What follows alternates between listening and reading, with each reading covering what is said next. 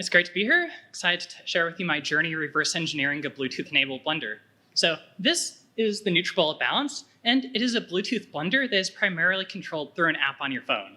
So the app on your phone lets you get the weight of the built-in scale and measure ingredients, as well as pick what blend setting you want to use, so like the sequence of blend on for a bit, then off. And it's a nice blender, but there are some issues I had with it.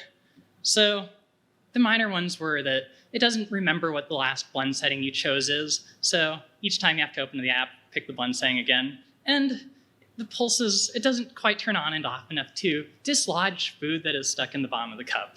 So it'd be nice if you could customize it a little bit. But then I got a new phone and the app stopped working. So on the left is my new iPhone, and on the right is my iPhone 6 running iOS 15. And as you can see, my new iPhone cannot find the blender, whereas my old one is able to find and connect to it just fine.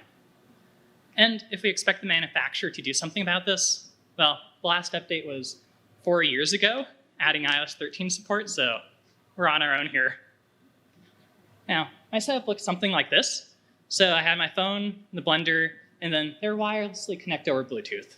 Maybe not outdoors, but you know. So since this is a connection-oriented protocol between the blender and the phone is acting as a Bluetooth central. And it basically is scanning for devices that advertise their presence, and then it can connect to them. The blender, on the other hand, is acting in the role of a peripheral, which sends out advertisement packets to nearby devices that might want to connect. So I want to know what data is getting sent between them, and my first thought was the easiest thing to do is just install an app on your phone. So I found an app called BLE Scanner, and then there it appears right on the list, so I can connect to it, and then I get a whole bunch of information. Sorry, that's kind of small, but as you can see, it has like a device identifier, and then in the advertisement it was broadcasting, it has some information like, I provide these services, and this is my name, so the app can identify what blenders are relevant for it to use. Going farther down, we can see that it also sent over what service it supports. So there's a few custom services with 128-bit unique identifiers, and farther down there's a few standard Bluetooth-defined ones like device information that have a 16-bit identifier.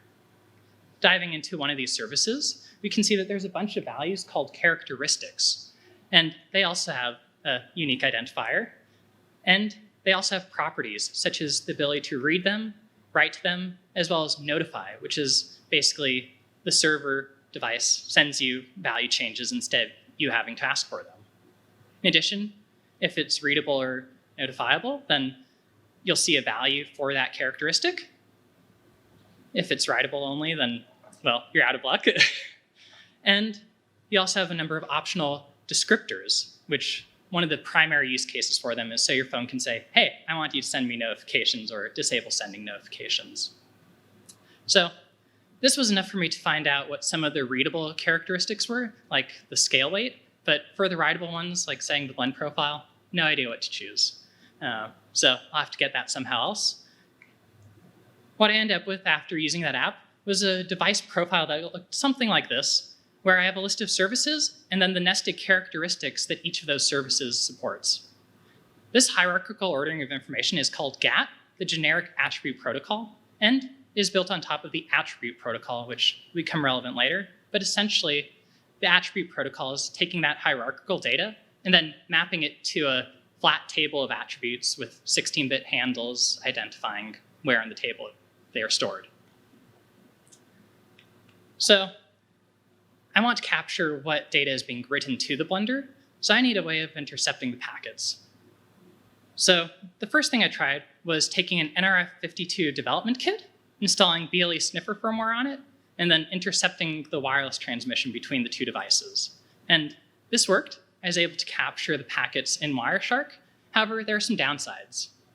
Getting all the firmware installed on the sniffer, installed and setting up software on the computer was a bit of a hassle, and is a bit finicky in terms of distances between devices when signal gets weak.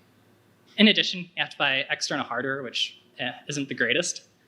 So ideally, I'd like to be able to just take my phone and plug it directly into the computer. So turns out, inside of your phone, it looks something like this. You have the Bluetooth controller, which is talking to the radio and handling low-level aspects of Bluetooth. And then you have the host processor, which runs your application, as well as parts of the Bluetooth stack, like the GATT and attribute protocol layers. And there's communication between them that happens over a link called HCI. Yeah? Oh, thanks. Or the host controller interface. So both Android and iOS let you snoop on the communications happening here. So this is another place we can intercept what's happening.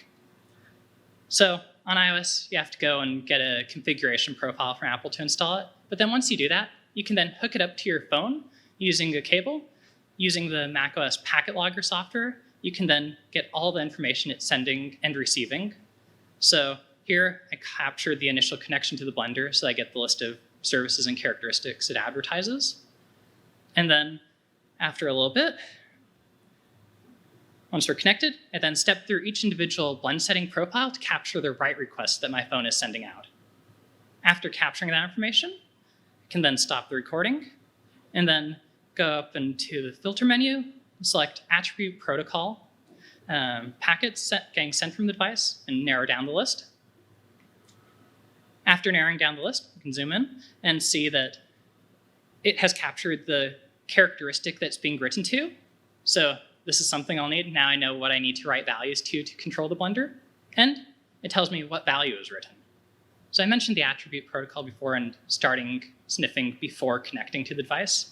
So if you don't do that, then you only get the 16-bit attribute handle. You do not get the characteristic that you need to write to in order to control it. So after getting all these values, I put them into a table like this, and then lay them out with the blend time. And right away, we can see that the standard blend, which is basically just on for 45 seconds, is only 2 bytes. So let's try splitting everything up into 2 bytes and see what it looks like. And we can start to see some patterns emerge. So especially in the second byte, you can see that when it's always on, that's just A0. For the other ones, there's an alternating pattern of A0 bytes mixed with null bytes. So since the blend profile turns on and off, this is likely the motor speed. If we take a closer look at this first byte, if we convert B4 to decimal, we get 180, which is 45 times 4, or the blend time in quarters of a second. To confirm that, we can take the super blend profile, convert the first byte for each of those pairs into decimal as well, add them up, and we get 204, which is the blend time in quarters of a second. So with that, I was able to write a web page using web Bluetooth, and then we can see the Blender shows up, connect to it, and then in a moment it will synchronize, and we start getting characteristic values that are readable. You can see that we're getting a scale weight now, and as water gets poured in, we're getting notifications about the weight increasing. Then I add a drop of blue food coloring, so it looks a little bit more interesting, hopefully. Take the cup off and prepare it. Yeah, time remaining, you can see it says 45 seconds for the standard blend profile I gave it. And then let's go create a custom profile. Might be hard to read, but the first step is running for 12 quarters of a second, 3 seconds at a slow speed. Then next it's going to run for 3 seconds at a slightly higher speed. Then it will take a 2-second pause before finally going for about 2 seconds at roughly the maximum speed supported. So I can then save the profile to send the packet over to the device. And then you can see time remaining is updated to 10 seconds. And I'll put the cup in and twist it to start the blend cycle.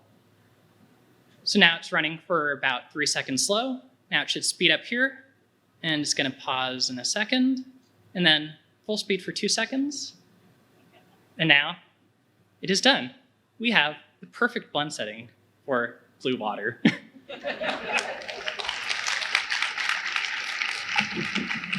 All right, so this is available on GitHub. If you want to check it out, play around with it. If you happen to have a NutriBullet, you can try it out too. Scan the QR code if you can. Otherwise, github.com/nightlark/NutriBullet. And thank you. You can find me on Discord and social media at @rmast.